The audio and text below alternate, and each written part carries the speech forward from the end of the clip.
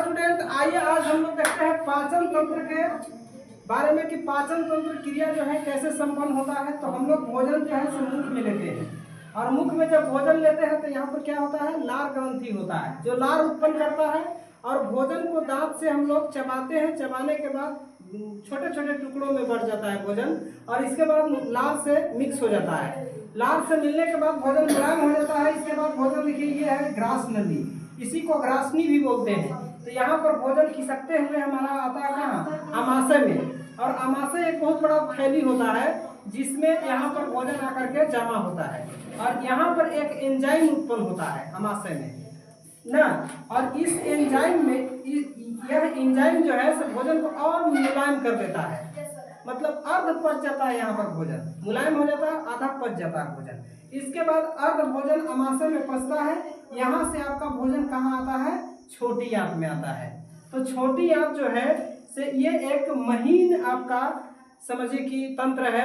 इसमें भोजन जो है से बिल्कुल मुलायम हो जाता है, भोजन बिल्कुल मुलायम हो जाता है और यहाँ भोजन पूरी तरह से पच भी जाता है, क्योंकि इसके अंदर छोटी आंत के अंदर दीर्घ रोम और रसांकुर पाया जाता है, जिसके तहत भोजन में जो भी प्रोटीन, वसा, खनिज, विटामिन, पोषक तत्व मतलब जो भी रहता है उसका अवशोषण यहाँ पर छोटी आंत में हो जाता है। इसके बाद भोजन में जो भोजन अर्ध मतलब नहीं पचता है, मल के रूप में रहता है, वह भोजन कहाँ जाता है, इसमें जाता है। इसका नाम है बड़ी आंत।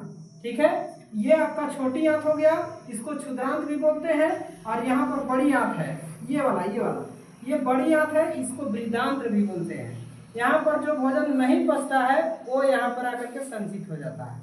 इसके बाद समय समय पर हम लोग क्या करते हैं, गुद्दा द्वारा मलाशय को बाहर निकालते हैं। ठीक है, यहाँ मलाशय इसका नाम है, इससे मल आता है बाहर, इसीलिए इसको मलाशय नाम रखा गया है। ठीक है, यहाँ पर देखिए किसी को क्या होता है, पेंडिस नाम का एक रोग होता है। ये इसी जगह होता है, इसी में कि क्या होता है कि किसी तरह से भोजन का कण यहाँ पर फंस जाता है तो वही इन्फेक्शन कर देता है और धीरे धीरे वहाँ पर उसका ये वाला फूलना चालू हो जाता है इन्फेक्शन होकर के। और जब इसको ऑपरेशन करके बाहर नहीं निकालिएगा तो ये मौत का भी कारण बन सकता है। पेंडिस ना, अपेंडिस कहते हैं इसको ना।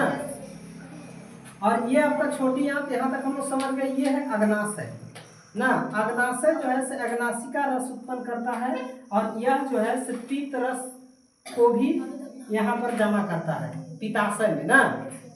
और पित्ताशय जो है यकृत, ये देख रहा है ये वाला, ये क्या है, यकृत है। यकृत को हिंदी में क्या कहते हैं, इंग्लिश में क्या कहते हैं, लीवर कहते हैं। लीवर जो है भोजन को पचाने का काम करता है। तो इस तरह से हम लोग जाने पाचन तंत्र के विभिन्न अंगों के बारे में। पाचन तंत्र की सब अंग है। कोई बोलेगा कि पाचन तंत्र के महत्वपूर्ण अंगों के नाम लिखे, तो पाचन तंत्र के अंग आपका नाम कौन हो जाएगा, मुख्य गुहा हो जाएगा, मुख हो जाएगा, लार ग्रंथि हो जाएगा, ग्रासनी हो जाएगा और डायाफ्राम हो जाएगा, आमाशय हो जाएगा, अग्नाशय हो जाएगा, बड़ी आंत हो जाएगा, छोटी आंत हो जाएगा, पित्ताशय हो जाएगा, यकृत हो जाएगा, मलाशय और गुद्दा हो जाएगा। तो ये सब मिलाकर के पाचन तंत्र का निर्माण करता है ना।